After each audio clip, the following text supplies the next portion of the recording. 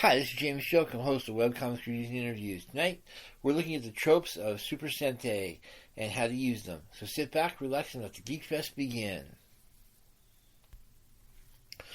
Of late, I've been sort of looking at the tropes of various genres in order to figure out how they basically work in universe. That is, just because we recognize that, for example, we're going to have a team of super teens that dresses in colorful costumes, there's got to be some actual reasons for doing so. In a lot of ways, it would be sort of fun to explore the Super Sentai teams and, basically see why some of these really weird tropes that we've come to accept actually exist in the actual universe. Some of them are pretty obvious, like, why don't they start off with the biggest attack right off the bat and wipe out the bad guys? Saves a lot of time, a lot of effort, and, admittedly it would shorten the episode by about 2/3, but it'd be nice to see it happen once in a while.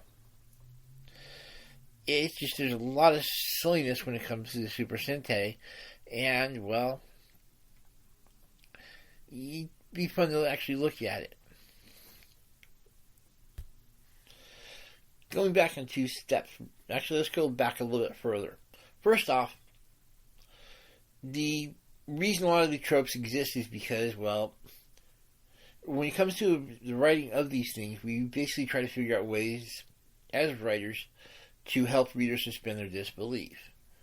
Part of that, unfortunately, is that we need to figure out something that's familiar to the readers, and once we actually give you guys that little bit of familiarity, we can use that as a launching pad to send you into some really weird places. At that point, readers have something they can latch onto, and as long as they've got something they can latch onto, like some silly little security teddy bear, hey, they're willing to go pretty much anywhere you want to send them, as long as you don't get too ridiculous. Unfortunately, this is a genre that pretty much goes there all the time.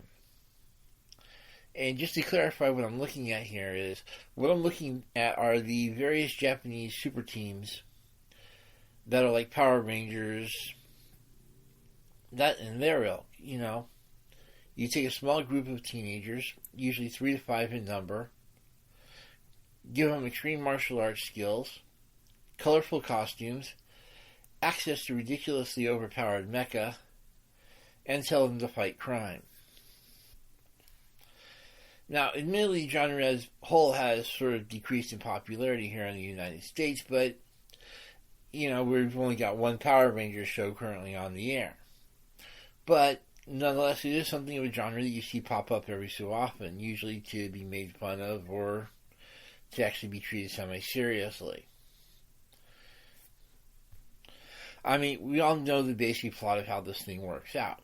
Over the course of however many episodes, you basically introduced to a new team of young recruits. They're given some sort of power costumes, martial arts training to enhance what they can already do, and all of this is in response to some sort of attack by some sort of being that has no problem sitting down monsters, or let me back up, sitting down a group of generic mooks, who we're going to call putties, use the terminology right. Once the heroes go through these putties, they are then faced with a monster. They defeat the monster grows to ridiculous heights, and then they have to call out the mecha and, take out the monster. Throughout all this, of course, there's some sort of mystery as to what the bad guy is actually trying to get out of all of this. And then once they figure that out, and it's usually, pretty basic, either either revenge or world domination. So once that plot's being taken care of, the good guys then start formulating plans on how to defeat the bad guy, him or herself, take that bad guy out, and generally speaking, status quo returns to normal. Suffice to say, we've seen a lot of variations on this. We've seen, obviously, the Power Rangers take on a lot of different areas. We've seen them go after a small seaside village. We've seen them go after temples that the bad guy needed the power from for some bizarre reason. We've even seen them go out into outer space, and pretty much any variation between. Nonetheless, they're having a few basic constants, and we're going to look at a lot of those constants tonight. So, let's get going at it, shall we? First off, the obvious issue is the teams. Now, I've got a lot of personal theories on why they use teams. Obviously, there's the usual advantage that you have a lot of different perspectives, as well as some different skill sets that basically help them defeat the bad guys, because obviously they can draw on those different skills and different perspectives in order to figure out a strategy that they can turn into generally a win. So that, obviously that's going to work in and of itself. You also have the advantage that you can have a really quick, really easy to follow hierarchy. That is, you know who's in charge, you know who the second is, you know who generally the person doing the coming up with the ideas are. You've got one guy who's usually... Let me back up on this, because actually I just realized a lot of these people actually do have names. Because let's get real, these are some basic archetypes here. You're generally going to have the leader. This is the guy who's generally in charge and a little bit of charisma, usually the best looking, and, well, he makes all the decisions. You're then going to have the rebel, usually the second in command, dark, brooding. He's the one with all the emo problems, and he's usually the most popular character. You then have the brains. This is a character who obviously comes up with a lot of the ideas and how to implement them, but he lacks the charisma to get the group doing what they need to do. This is also the character who usually has some sort of computer knowledge, and generally speaking, there's a reason they call him the brains. It's pretty obvious. He's the guy who knows he's the guy who gets the 4.0 with actually no problem. And of course, there's the brawn. This is usually the strongest guy, and he's also the mechanic of the group. Apparently the logic is that because he can lift engines, he can fix them as well. And, unfortunately, you then have the girl. And she's basically, I'm going to use the term loosely in this case because it's not always true, but generally it is when we start talking about Super Sentai. So, the way that the group dynamic usually works is you've got the leader and the rebel are always at odds, but both of them have some sort of romantic thing involving the girl. The brain obviously has a crush, as well as the brawn also has a crush on the girl, but they usually don't act on it because they're too overawed between the leader and the rebel. Doesn't mean if they don't appreciate the small kisses on the forehead or pats on the back from her, but, obviously there is a little bit of a sexist issue there. However, this part of the girl can also be somebody who basically nurtures the rest of the team. She acts as more or less, if you look at the leader as being basically the father of the group, the rebel is the big brother, the brawn is the middle brother, and the brain is the little brother, well, the girl is usually the mother. This isn't to say that the role can't be filled by a guy, and it sometimes is. You're basically looking for somebody who can nurture, who's trying to make sure the team as a whole works well, and if there's any problems, comes in and figures a way to smooth them in. The negotiator of the group. So, there is a definite hierarchy there, and it usually works, and that's usually what makes the team work well. Usually there actually are some drama structures where the teamwork starts breaking down, and you can start figuring out it's because whoever's the problem person is working outside or allowing others to work outside this given hierarchy. And obviously, if I'm recruiting if I'm looking to recruit a team, having those 5 different areas is definitely advantageous, especially if I'm looking at a small team that has to work well together.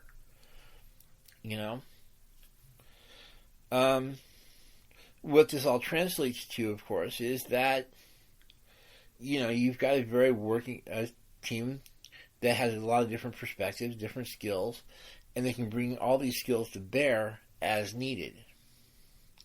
However, I'd point out that if I was basically recruiting and I had access to some sort of super science, I would actually be cheating a little bit, and I'd link all these people together on some sort of mental level. And when you actually start looking at the technology, and we'll get into it a little bit better when we start looking at the mechs, there actually is some access to where you can actually link the minds of these people to other objects.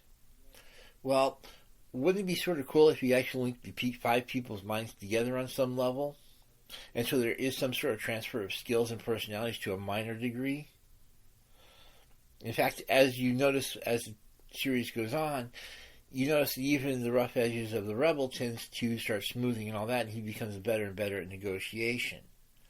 Just as the brain gets a lot more assertive, the brawn stops, trying to apply a hammer to all solutions, and you have the leader is actually trying to get more empathetic to the other characters.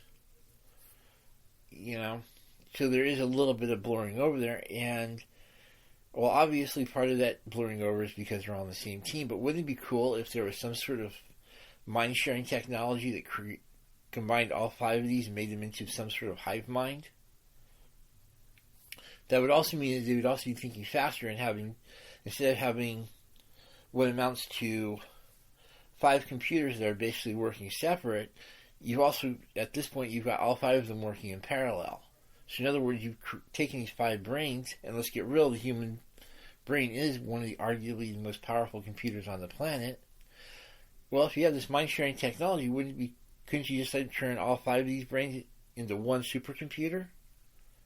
So, just something to really think about, because it's sort of interesting that you get these 5 people together, and all of a sudden you get them together, and they start working ridiculously well. I mean, not just a little bit above average, but they're able to process information faster, react to new situations faster, and overall come up with some interesting solutions that they wouldn't have been able to come up with prior. So I think that basically those helmets they're wearing actually allow some sort of mind sharing on some level. Not necessarily telepathy, because obviously they still need to vocalize what they're talking, but do allow them to more or less communicate on some sort of subconscious level between each other, and essentially use each other for increased processing power to make a lot of those advanced solutions possible. But hey, that's just my weird theory. While we're at it, there actually are some good reasons these kids are usually teens. When it comes down to it, teenagers are actually easier to train. I mean, as long as they're not into the rebellion phase or they have a reason to rebel against you, teenagers will actually do what you want them to do a lot easier. They actually are, in a lot of ways, a lot easier to train than adults. Obviously, they're also easier to manipulate because they're based on their judgment calls on emotion rather than logic. If you can key into the right emotion, you can get them to do pretty much anything you want. And let's get real. How many times have you seen a straight logical approach in terms of encouraging these teens to actually do what they want? It's usually, hey, we're going to make you part of something bigger. We're going to have you help save the world, and you're going to have fun doing it. Plus, did we mention the giant mecha you get to play with? Let's get real. Almost any teenager is going to be into at least 2 or 3 of those different motivations, if not all of them. Because that makes them really easy to get, get whoever's organizing the kids, makes them a lot easier to manipulate in that regard. On top of that, if you start looking at a lot of the shows, you notice that the teens are, even though they're serving one authority, they're rebelling against other authorities. They're going and being independent on their own. They're basically they're going against, some definite society issues. Stop and think about this for a second. A lot of the teenagers in these shows, even though they are basically going into an extreme hierarchy, and definitely there's some sort of higher authority telling them what to do, they are nonetheless having to rebel against what their parents want by keeping their identity secret. They're undermining their boss's authority by running off every so often, but at the same time, not losing their jobs. There's just a little bit of a weird situation where you've got the team able to rebel, but at the same time, work well under another authority, which is sort of cool when you think about it. All this, of course, is that teenagers are able to, if you give them something that's bigger than themselves and tell them to charge, usually that you create a really powerful force. And on top of that, it's just something that a lot of adults wouldn't really go into. You've got some people that are honor bound and all that, but adults are going to be more worried about consequences and, salaries. Teenagers, not so much. In fact, you tell them, hey, you'll become famous in glory while serving in this higher reason. They're good to go. You don't have to give them a thing. Just send them in the direction.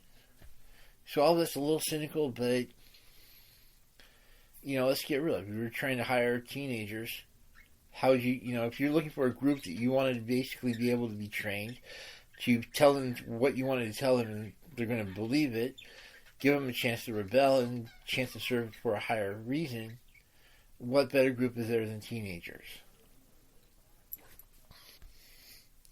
While we're at it, let's look at the outfits themselves. We're generally speaking looking at really different colored spandex with big metal pieces. Sometimes there might be additional ideograms in the metal pieces themselves or designs and all that on them. But usually they're pretty much just spandex with stiff parts in different colors. The cool thing about the spandex obviously is that it's going to show off their bodies, and by contrasting it in with the harder parts, you can create some interesting graphic elements. Basically from a graphics perspective, the spandex with hard parts tends to work. However, the big question here is why the different colors? Now, if I'm doing TV, it makes perfect sense. It allows you to differentiate these people. Plus, it also allows you to, in some situations, and something that tends to get abused, especially if you really, really pay attention to the Power Rangers, is that you can actually cast different people as from the Rangers and cast them in the real life. The reason I'm pointing out the Power Rangers especially here is because a lot of the times you'll see that if you watch the Japanese version versus the American, well, obviously the American versions have been recast and look absolutely nothing like the Japanese cast. However, at the same time, it's sort of interesting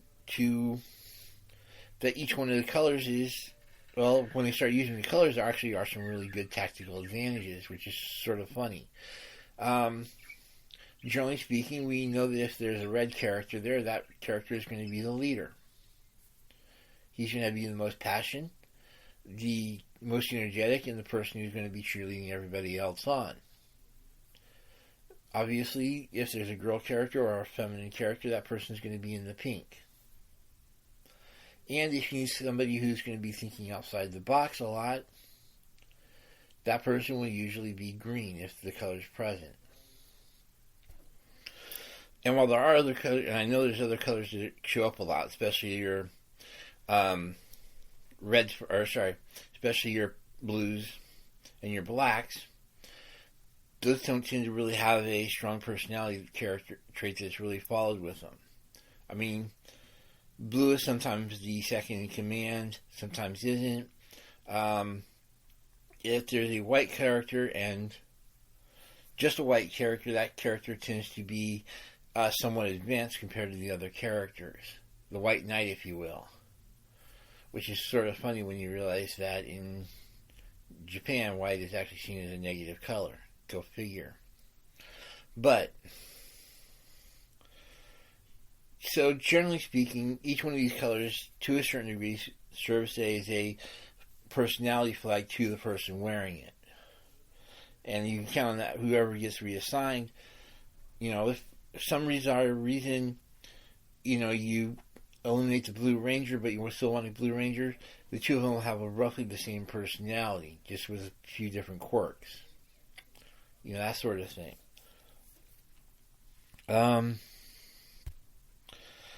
I'd also point out that the different colors, obviously, also help define not only the hierarchy within the group, but also define the role within the hive mind. As I previously mentioned, the whole supercomputer from 5 different minds. And yeah, this applies even if there's only 3 or 4, even as many as 7. Just as a side note, it's sort of interesting when you realize that the monsters seem to be colorblind. That is, unless there's usually they don't associate particular parts or skill sets with particular characters. While there are exceptions, generally speaking, the monsters don't really differentiate between colors. And I'm not sure if that's due to some sort of speciesism or just straightforward color blindness. I just thought it was sort of funny. Nonetheless, look at the colors of the Sentai members, and you can notice they tend to fit certain roles.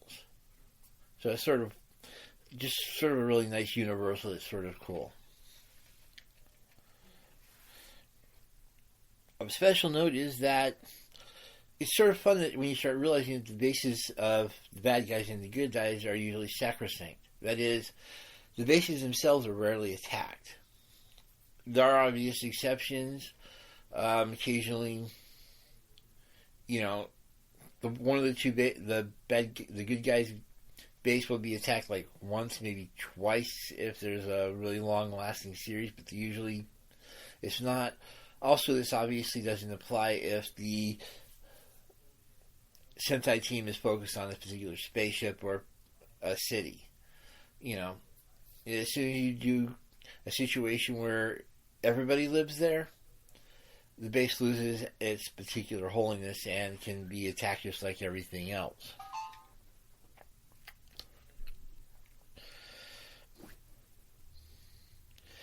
This brings up, there's obviously different interesting situations. Going back a sec to the fact that we basically are having some sort of mind-sharing technology, there is a possibility that the base itself could be just a mental projection or some sort of mental hangout. That is, it doesn't actually exist outside of some sort of virtual realm, and the various characters can access that virtual realm as long as they belong to the particular side. Or more accurately, the good guys area is purely virtual versus the monster side, which actually is a physical base. It's just that usually the monster side is too far away from the heroes for them to effectively travel there. So that distance alone keeps that base safe. On the other hand, if the base of the good guys is nothing but a mental projection, and let's get real, they all wear helmets, it's entirely possible that the base itself technically doesn't exist outside of their helmets. Therefore, it's immune to attack. And in fact, when you start looking at the villains that actually are able to attack the base, they're those that are able to translate themselves into some sort of electronic signal. And only by translating themselves to that electronic signal are they then able to access the base. Therefore, the base is pretty much safe. Which, is sort of cool when you think about it. Other than that, obviously the entry has to be earned. It's not always that easy to get to. Which I thought would definitely imply that there is some sort of mental aspect to it. So, I just thought it was sort of a cool concept. I mean, straight up, if we've already got the fact that everybody's sharing headspace, why not apply that to the base as well? That would explain why you almost never see the good guy's base actually being attacked. In fact, interesting trope is that the mecha are almost never stolen by the bad guys. I mean, they have been occasionally, but it's usually by somebody really powerful and is able to actually mentally domineer the various mecha. Which sort of brings up the question of,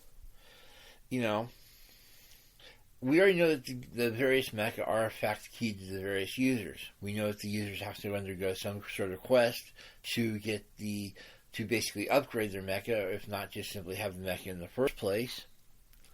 We know that if you don't undergo this particular quest, you can't use that particular mecha or its upgrades. And we also know that the various mecha are effectively synced to a suit. If the yellow member can only use the mecha that's colored yellow, for example. Blue guy, blue mecha. Black guy, black mecha. You get the idea. So again, we're starting to see that the helmets, in fact, act as basically some sort of mental key to something, because by undergoing the quest, you're able to change the way you think a little bit. In fact, we've noticed that when the various characters undergo the quest, they tend to broaden their way of thinking, or undergo some sort of change to it. The angry members become more centered, for example, or the pacifist members become a little bit more aggressive. That is, in order to better sync with their mecha, or to obtain a new mecha, they actually have to undergo some sort of enlightenment. Which, of course, further brings evidence that, to a certain degree, being a Sentai member is a certain level of mentality, and by accessing that different aspects of your mentality, you're able to do more interesting things in terms of the real life. So yeah, you actually do have a situation where your mentality, by becoming more enlightened, you become actually more powerful, even if it's just through an obvious focus. And just as a way to really bring home this hive mind situation, consider that each one of the Power Rangers has a limited skill set. That is, each one of them has martial arts, limited technological skills. Even the computer geek, can do some really incredible stuff, but he's nowhere near what leader of whatever authority they apply to can actually do. So, you have the situation where they have some really good skills, but they don't quite have, they're not ultra powerful. This, of course, limited skill set makes them more dependent upon each other. And if we start looking at whatever authority is putting these guys together, obviously being a team, reasonably limited skill set, and some sort of personality that makes them dependent on others is obviously going to be a major assistance. However, if we're also hooking them into some sort of hive mind setup, by having just a little bit of a skill, that means they're able to actually take that little bit of a skill and make it into a much more powerful by routing it through the supercomputer we've set up, through the hive mind. In essence, you don't need somebody who's like expert in the field, just somebody who's reasonably decent at it. So we're taking these kids and through their helmets actually creating some really nifty situations. Going in an entirely different direction, have you also noticed that secret IDs are not the major issue as they are in other shows? In other words, if we're dealing with a superhero situation, and we're talking superhero with secret IDs here, like Spider-Man and Superman, they have a really good thing as far as their secret identities go. They do whatever they can to basically make sure that the bad guys don't find out whatever those secret identities are, up to including major security precautions. However, in the Super Sentai shows, the secret identities aren't that big of a deal as far as the monsters are concerned. I mean, as far as the parents, the bosses, that sort of thing, sure. There is at least some minimal effort to keep the secret identities away from the other adults in their life, which is sort of an interesting issue in and of itself. The only problem is, of course, that not all Super Sentai shows have adults in them, so it's not really a major trope. A good sub-trope, but not an actual trope. Nonetheless, it is sort of interesting that the monsters don't really worry about the IDs of who's ever they're up against. I mean, occasionally they do, but generally speaking, they don't really care. This, of course, brings up the interesting question of, can they actually determine the difference between humans? And does it really matter to them? Because we already know that they don't really care about the color of the costumes. So wouldn't it make sense that they also don't care about the humans and just don't really see a difference between a human in a brightly colored uniform versus the human? You know, as soon as you basically put on just a regular plaid shirt, you're basically an entirely different person. I sort of point this out because one of the more interesting color things going on again is that each one of the Sentai members tends to favor that color in their civilian identities. You know, the Red Ranger will be in red, Blue Ranger will usually be in blue, Pink Ranger will usually be in pink, and so on and so forth. You know, if you basically were a semi-intelligent monster trying to figure out, or any kind of bad guy, hey, wait a sec, I've got this blue guy in a blue spandex suit, and he's usually around, and there's this blue guy, or this guy dressed around in blue, that shows up every time he's around. You know, it really wouldn't take much to put two and two together in that situation and go, hey, they're the same guy. But if you can't tell humans apart from each other for whatever reason, you know, it doesn't really matter. That there is some sort of act going where, you know, they don't use identities and give this people a chance to just have a, you know, relatively normal life.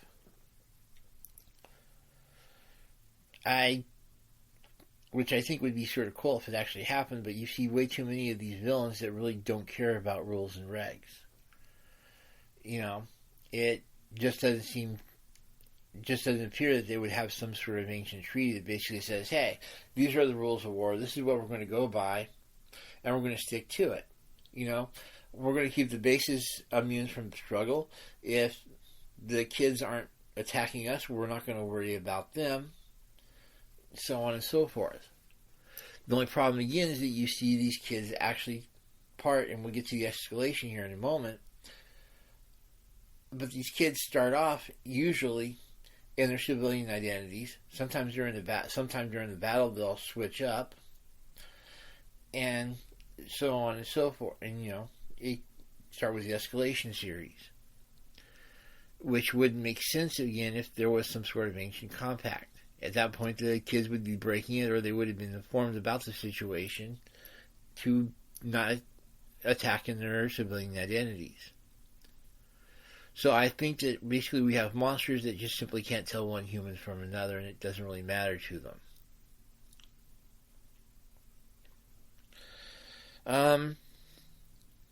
And sort of interesting how these kids usually get away from stuff. I mean, yes, sometimes you have them that they're actually part of some sort of military force with military backing in that, but usually, like I said, they're trying to keep their sacred identities hidden from other people. Even if it isn't the adults, it is their friends. So it's sort of interesting that when you start looking at these kids, most of them don't have any kind of job or extracurriculars, and if they do have jobs or extracurriculars, they're conveniently part of the same club, or they all work at the same place.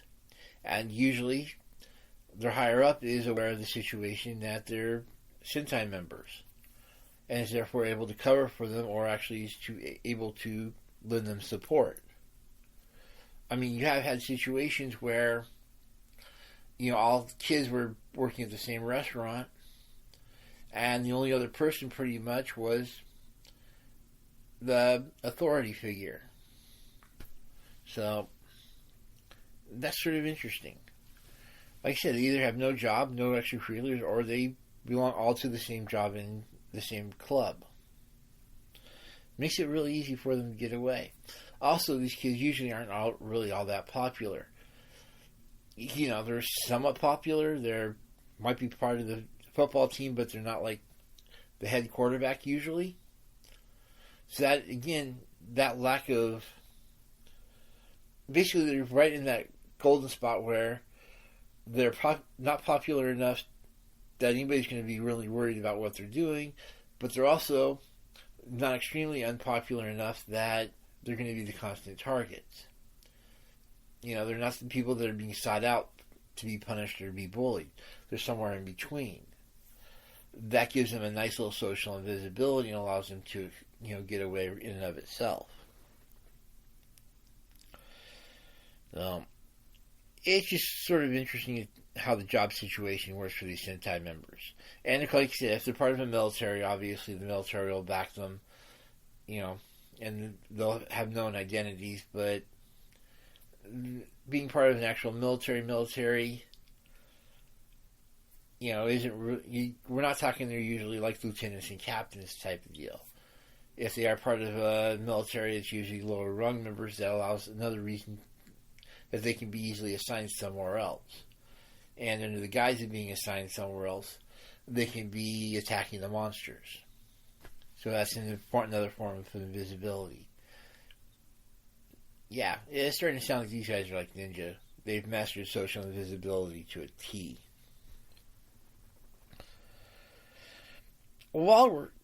And let's shift over to the escalation issue because it's sort of an interesting. Now, obviously, the escalation issue works really well when it comes to dramatics. You start out relatively powerless, you gain a little bit of power, gain some serious power, and then it just gets all sorts of cool after that. Well, here's where that really cool supercomputer concept, the hive mind supercomputer, comes in handy. What happens if the only reason they have to actually power up? Once they start getting into battle, they actually have to charge, just like you see in a lot of really big, bad shonen tournament stuff, like Dragon Ball Z. So they can't just simply go into a battle fully charged. I mean, yeah, they can go into full uniforms, fine. But they usually have to wait a bit to bring out the weaponry. And so it only makes sense if they actually have to charge up through battle. And the more in battle they are, the more powerful they get, and therefore they're able to escalate their power as they engage in battle. Also note that backing this up a little bit is that the mecha requires time to appear. That is, they can't just simply start off the battle with their mecha 9 times out of 10. They've actually got to be in battle for a little bit of time before the mecha will even think about appearing. There's got to be some sort of proven danger for the mecha to show up. And usually that doesn't happen until the monster has gotten some serious growth on him. So, the charge-up theory seems to actually be working. Another consideration for the escalation is that the power doesn't really start getting into it until the Power Rangers or whatever have had a chance to really sink in with each other. And even though they get better and better at this, as you can tell as the series goes on, that the escalation time starts getting smaller and smaller to the point where they can get surrounded by a huge amount of putties, take out all those putties in record time. In fact, it takes less and less time to take out more and more putties. So obviously they're sinking in faster with each other, and once they sink in, they're able to take out the monster faster as well. And then once they take out the monster, and of course take out the monster version 2, you have a little bit more time to figure out what's going on with the bad guy and actually start tracking the bad guy down, or trying to figure out a way to get the bad guy to show up where they can nail him. So, I just thought it was interesting that, the escalation time in and of itself doesn't work unless there's actually some sort of hardwired reason. And, well, let's get real, there's a lot of charging up in a lot of different types of anime. It would make sense if they would be using the combat itself to charge up, to get in sync with each other. And as they get more charged up, more in sync, they also get more powerful, just like they do in a lot of other anime. It's just that instead of taking meditation and practice, it takes physical activity of some sort. And last but not least, have you ever noticed how the cities themselves are regularly undamaged by all this combat? Or if they do get some combat damage, it's like absolutely minimal and easy to repair? This basically comes up with a couple of different solutions. There are a couple of different solutions. The one that probably is the most effective, the most obvious, but at the same time doesn't really work, is that the buildings could be strengthened by some sort of field. That is, when you start dealing with the mecha and the big giant version of the monster, there's some sort of field within the combat that basically acts as an integrity field and strengthens the building around it. This obviously sounds cool, but there are some obvious issues with it. Not the least of which is why, especially considering some of these monsters are out to do as much damage as they possibly can. Worth noting, of course, that some of these monsters and the mecha themselves tend to be a lot stronger outside the city, so there actually is a little bit, they're having a fight out on a plain field with no buildings around.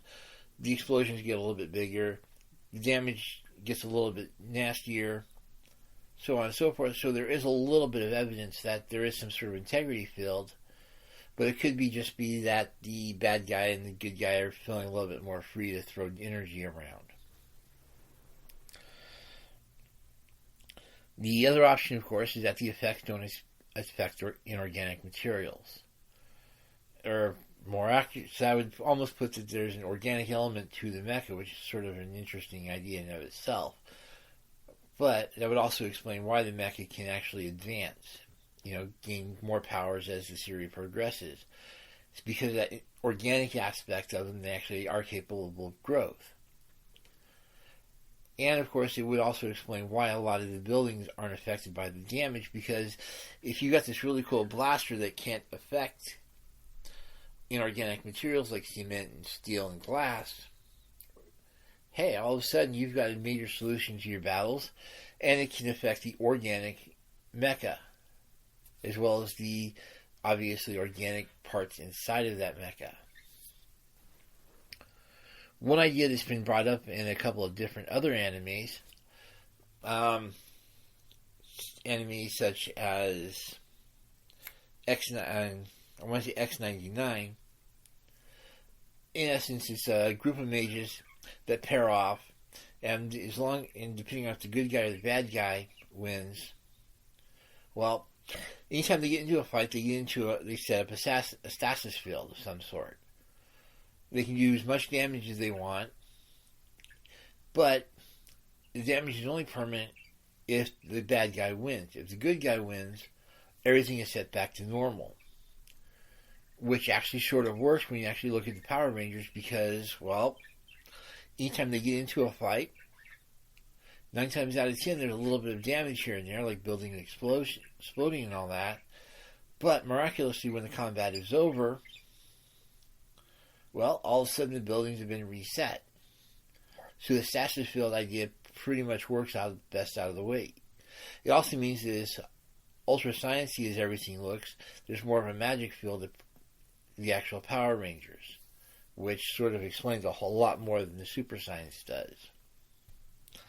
Now, on the other hand, going back to the dreaded supercomputer version, wouldn't it be weird if all this was actually happening within the virtual realm? And 9 times out of 10, well, obviously at this point the theory breaks down, because you've got way too many people who have actually seen the combat, and it would make no sense for it to be part of a virtual realm. Something that only the Rangers and the monsters were able to partake in. I mean, other than that, it would be one heck of an augmented reality app. But, it's just, this is the one time where it's obviously not the hive mind working in favor. And in all honesty, it probably works best with some sort of stasis field in ops. So, in essence, how does it all work? Yeah, this is a mistake to ask that question at this point.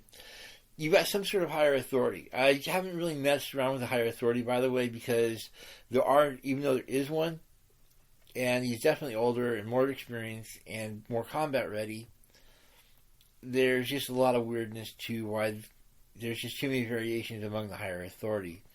So yes, there is one, but the details don't really, it's just there's too many changes between the various series. So we'll keep mentioning the higher authority, but we're not going to actually detail this person out for the purpose of this podcast.